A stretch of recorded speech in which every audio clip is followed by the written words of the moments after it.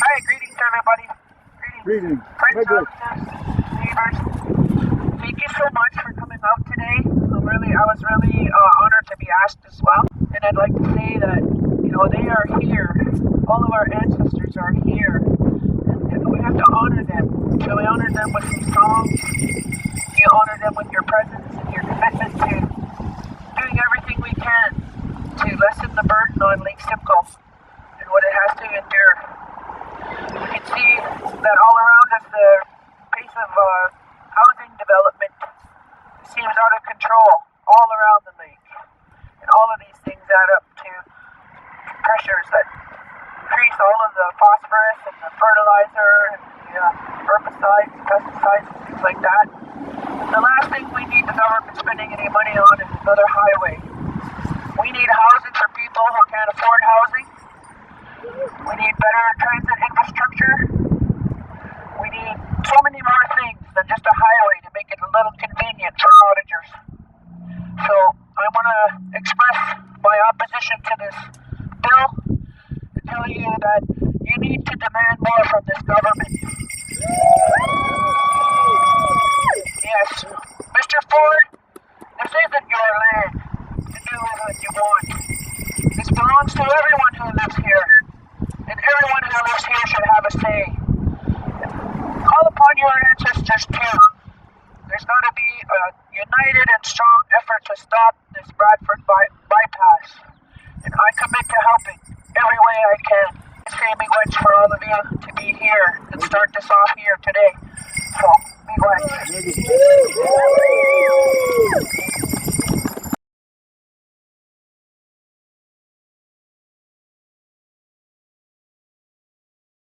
Something else that you may not know, we were talking about in the last election about saving the Greenbelt and making sure it wasn't going to be paved over. Some of you may not realize that there's 3 highways planned for the Greenbelt. Not 1, not 2, but 3. The 413, we got our 413 people here. We got our Bradford bypass, and there's going to be a 404 extension that cuts entirely through the bypass or through the Greenbelt all the way up to Highway 48. Almost 55 kilometers of new highway through wetlands. So that means all 3 highways together, we have over 150 kilometers of Greenbelt land that's going to be lost, plowing through some of our best farmland, our best wetlands, and endangered species habitat. And we're here today to say no to that. No to that. Michelle from the Barrie District Labour Council, because building healthy communities also means having good working jobs for people, making sure that everybody is well represented.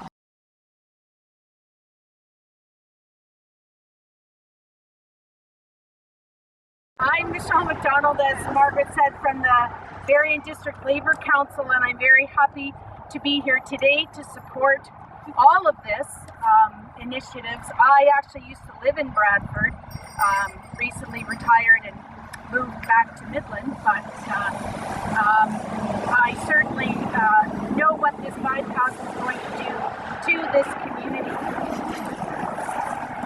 Climate action, and I'm a bit old school, so I have actually wrote stuff down. Climate action is union business. Workers in Canada and around the world are already experiencing the impacts of climate change on their lives and livelihoods and on their health and safety. To achieve a green recovery, we need governments to rebuild our economy in a way that is more fair. that protects the planet, creates jobs that are both green and decent, and leaves no one behind. Millions of jobs were lost because of the pandemic. The economic shutdown had a disproportionate impact on women, racialized workers, and Indigenous peoples who face systemic barriers. Governments must make improvements that will kickstart local economies and replace lost jobs with better ones. The public sector will be crucial to every aspect of a green future. We need investments in smart, resilient public infrastructure like public transit, renewable energy systems, broadband networks, health and social services, and education. The money being used to support this bypass and the other highways could be better spent on these projects. If we've learned anything in the last 2 years, is that we need to and have worked differently. We don't need more highways, we need more investments in our children's future. Thank you. Thank you, Michelle.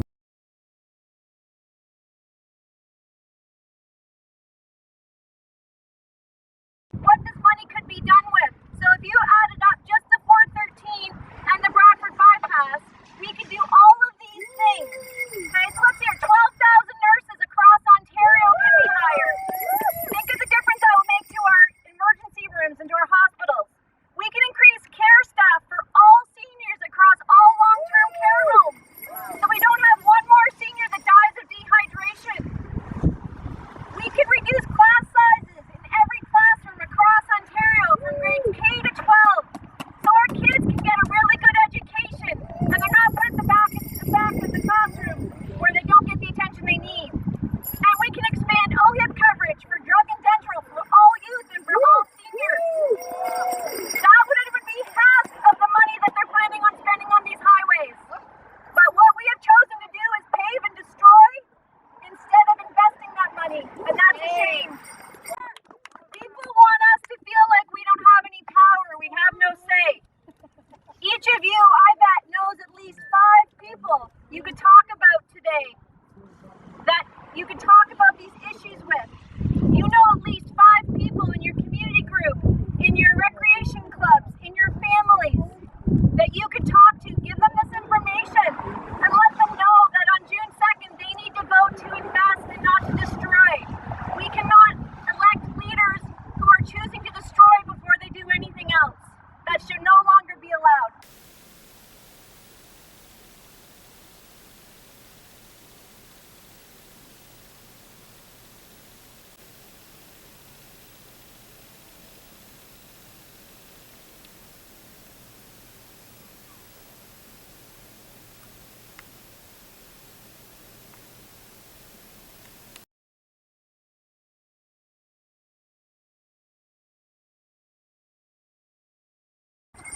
So we're here today as part of the weekend rallies on Yours to Protect. And I came today because there's a lot of things that we aren't protecting. We're not protecting our environment and our communities. And what really bothers me is that we are setting the stage for future communities which are not going to be the livable, great places that they should be, because we are in the greater golden horseshoe of Ontario, very rich and very fertile. This should be a great, sustainable place to live, and that's not happening. I see 3 big risks, and it's the ones that we're here about today. What's at risk is where and how we grow, the affordability of our homes and living in the homes, and climate change. And we are not addressing these risks effectively. And this really bugs me because we know how to do better. Yeah. There is the science. There are the professionals who could be and should be giving us the options, telling us what the issues are and what it would take to mitigate it. But we aren't doing that. Think about it. When we did the Greenbelt initially 20 years ago and the Oak Ridges Moraine Conservation Plan, there were 2 years of consultation to do the amendments. Now we have Bill 109 that was tabled on March 30th and of this year and has already been approved and is legislation. And this is a bill that is supposed to be the first piece of legislation as part of a process for addressing the housing crisis. 30 days? That's not near long enough. And the public did not get a chance to engage. And so that is not the right thing to be doing. In the Bradford bypass, terrible tragedy, is no environmental assessment's been done yet. And it's not being done because the government decided it wasn't necessary. So we're not going to know how much salt is going into the Holland River and into Lake Simcoe. And if you don't know that, you can't do a mitigation strategy. The 413 is horrible, a disaster. We have not seen the reasons as to why they picked the route. There's been an FOI done that has come out now, and now we know that there were 3 routes that were assessed. And of the 3 routes, there were ones that were not as bad for the environment as the one that has been selected. There would not be necessary to have so many incursions into the Greenbelt. But there is also no rationale as to why they've picked the one that they have. We don't know why. We can guess. We know those reasons. But it's not been part of the process that we're destroying 2,000 acres of farmland and 6 kilometers of forests. And what we're going to get is 59 kilometers of new opportunity for sprawl. So this is really not the way we should be going. So it's great that we have all come out today. It's a chance for us to let loose some of our anger and upset about it. And hopefully we'll get some more people being educated and who are going to take action in the next few weeks when we all go to election, because this just cannot continue.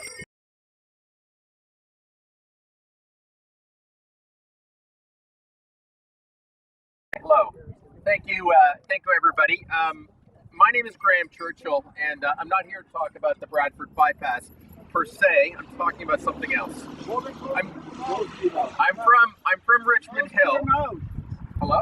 Okay. I'm from Richmond Hill, and I've been leading an effort to against the issuance of MZOs for two so-called transit-oriented communities that the province designated on either side of Highway 407 at Yonge Street. Sadly, I failed. On April 14th, on the eve of Good Friday at 6:30 p.m., while most of the media was asleep, the Ford government issued 2 MZOs over Richmond Hill and Markham zoning and decreed the new provincial zoning. The cities had long-standing plans to make these 2 centres, really one, an economic hub for York Region. The centre was to have a ratio of housing of 2 to 1, housing to jobs. It would have been a place to work and play. It was a great way to try to stop a lot of sprawl. It was going to be dense. In fact, it was going to be the densest center in the GTA. But that was okay because it was a reasonable plan. It made sense. It was going to bring economic and cultural benefits. But the province overruled the city's plans. They doubled the housing, halved the employment, and took out most of the parks, schools, and community centers, as well as the requirement for 35% affordable housing. As there are now so few jobs, traffic will increase both on the roads and on the Yonge subway southbound during the rush hour. It's unlikely that people in Toronto will ever get a subway seat again. This center is going to be 175,000 people per square kilometer. It'll become the densest housing complex in the Western Hemisphere. Oh my God. And the second densest housing complex on Earth after the Dharavi slums of Mumbai.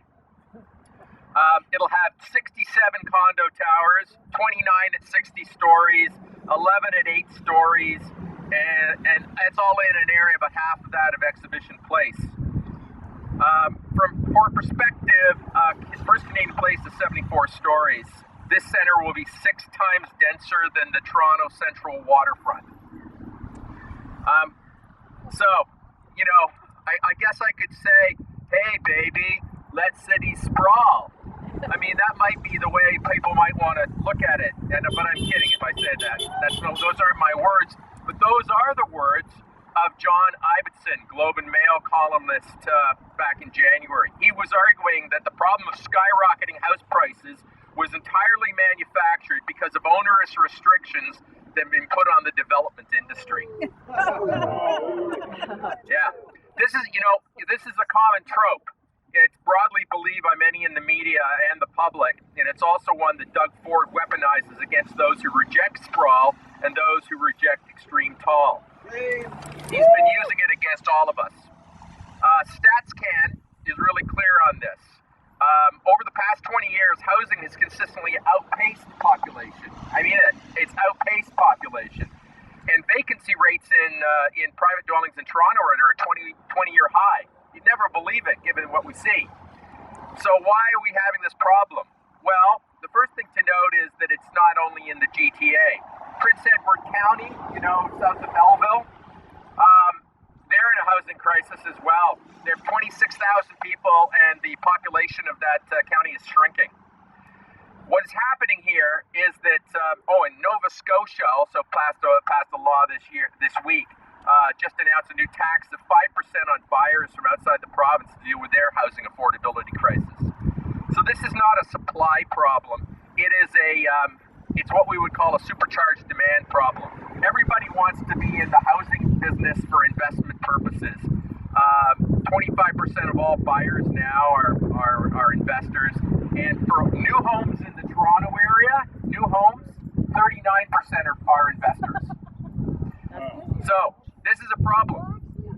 Now it gets even worse than this because Doug Ford is putting the blame squarely on the backs of municipalities and calling it red tape.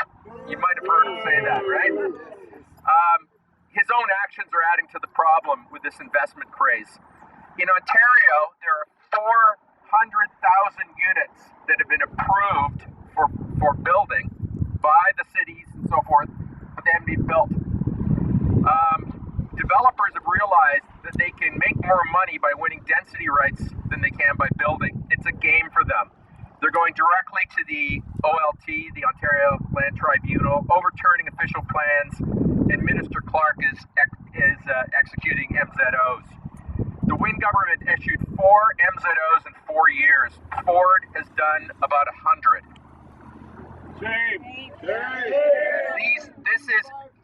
This action is creating a lot of the problems with the housing crisis. It's also creating rampant corruption. And I mean rampant corruption. The TOCs at 407 and Yonge are a result of that game. Ford doubled the densities to extract about $2 billion out of the DeGasperis family, who own the land on both sides of the 407 highway. They're also the primary beneficiaries, I should say, for the Highway 413 and the Bradford bypass. Normally, cash in lieu and parkland development charges are used to pay for infrastructure for cities. In this case, the cities are getting absolutely nothing, and it's all going to pay for subways to the province, for the province's portion. Meanwhile, York Region, how many people here live in York Region? Pretty much everybody? Well, meanwhile, York Region is still having to pay its portion of the subway. York Region's taxes are going to go way up because of this, to pay for this kind of corruption. In the next week, Ford's going to release his spring budget. He was supposed to do it March 31st by legislation.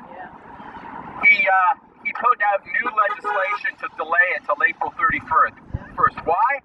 Because he wanted to stuff that $2.5 billion into it to make it look really good ahead of the election. Given Ford has now issued the MZOs for the Young 407 and 413 and the Bradford bypass, you can expect a really rosy-looking budget. This is all a game. And I'm telling you this now not to make a political statement. I'm not. Most of you are smart enough to figure out what's going on. But I do ask you this, just one thing. The next time someone tells you your choice is between sprawl and tall, realize you are being played. Thank you very much. Thank you.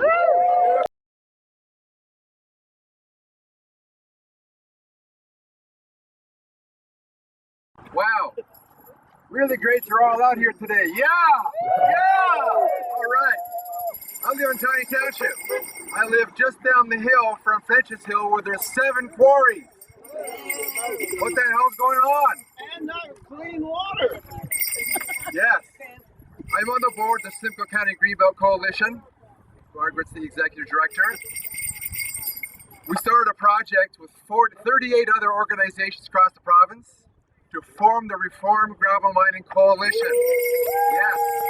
To create a unified, singular, powerful voice to stand up against the industry who's in bed with the province. For decades, communities have fought against quarries in their backyards and lost, largely because the Ontario Land Tribunal, who is appointed by the government, always votes in favor of the industry. That's a problem. Gravel mining is not a benign activity. We're sold a bill of goods that it is. Oh, it just happens. We need it all the time. Now, don't get me wrong, we do need gravel. We've got roads, we've got foundations, we've got bridges that need to be maintained and built. But this industry is out of control. On average, 5,000 acres a year are destroyed by gravel pits. The province has authorized 13 times more gravel than is needed to be extracted every year. The province has authorized 4.6 billion liters of water for washing gravel every day. We can connect the dots between gravel mining, sprawl, highways, water protection. It's all connected. Gravel mining is the thin edge of the wedge at the beginning of this whole process. Where was the government yesterday? They were in a secret lockup with the gravel and cement industry talking about development going forward. No municipality was invited. No citizen was invited. The province has stripped municipalities of any control over gravel industry in their backyards. Last time they met, in 2019, they removed restrictions for extracting gravel below the water table. This is a disaster for water protection. 13 municipalities have endorsed our moratorium. 13 more are in the works to get there. Our campaign, demand a moratorium now, so that we can create a process, a review of this industry, and create a better process going forward that includes municipalities, includes citizens having a say on what happens in our backyards. Demand a moratorium now. Ho! Thanks for the energy, David. That was great. We have 2 more speakers, and I want to remind everybody about why we're here today. We were supposed to have someone from the Simcoe County Environmental Youth Alliance. They weren't able to come, but my son wants to stand up and say something from you. So please give my son Jacob a warm welcome.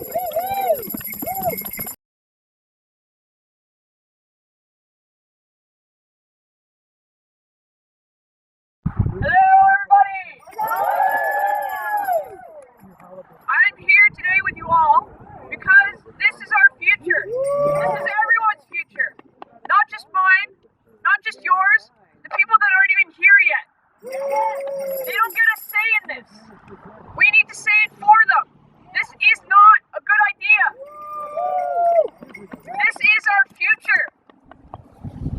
don't stop this, when will it stop? We need to fight for this.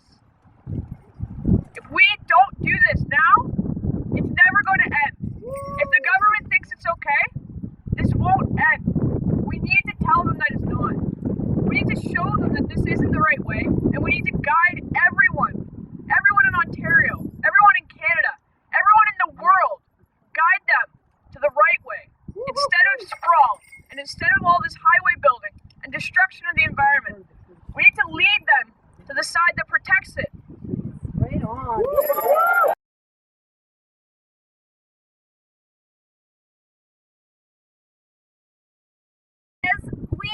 We've started up a group called Stop Sprawl York Region because we actually really need to stop sprawl in York Region. And the reason why, there are many. It's climate change, it's health, it's cost. It costs a lot of money to sprawl and maintain that sprawling infrastructure. But as the executive director of the Rescue Lake Simcoe Coalition, I know it's going to really be bad for Lake Simcoe.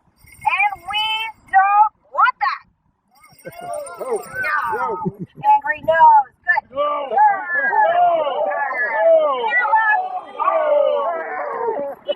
Excellent pirate voices, everybody.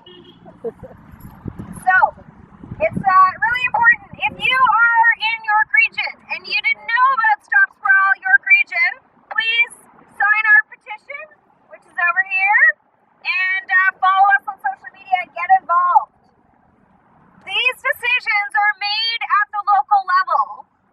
They start at the province, but the decisions are made by your local elected representatives. They need to know it is actually their job to protect our future. For Jacob and my kids who are eating donuts somewhere right now.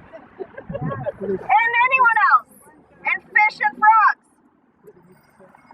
So please take some information. Thanks for coming out. We need to spread the word here, and that way it will win. And we have another speaker? Sure. Okay, thanks everybody.